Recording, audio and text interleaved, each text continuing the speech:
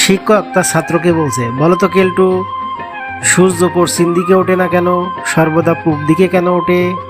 তখন কেলটু বলছে, স্যার আমি ফেল করি বিদায়। তখন স্যার মুচকে এসে বলে, তোমার ফেল করার সাথে সূর্য পশ্চিম দিকে না ওঠার কারণ কি? তখন কেলটু বলছে, স্যার আমার আম্মা প্রতিনিয়তই বলে তুই সেদিনই পাশ করবি যেদিন সূর্য পশ্চিম দিকে ওঠে। তাই স্যার আমি ফেল করি, এই জন্য সূর্য পূব দিকেই ওঠে। সূর্য যদি পশ্চিম দিকে উঠতো তাহলে আমি পাশ করতাম। কৌতুক নাম্বার 2। দুই বন্ধু গেছে জঙ্গলে বাঘ শিকার করতে। তো হাঁটতে হাঁটতে দেখে বাঘের পায়ের ছাপ। তখন এর মধ্যে একজন চালাক ছিল, একজন ছিল হাবলা টাইপের আর কি।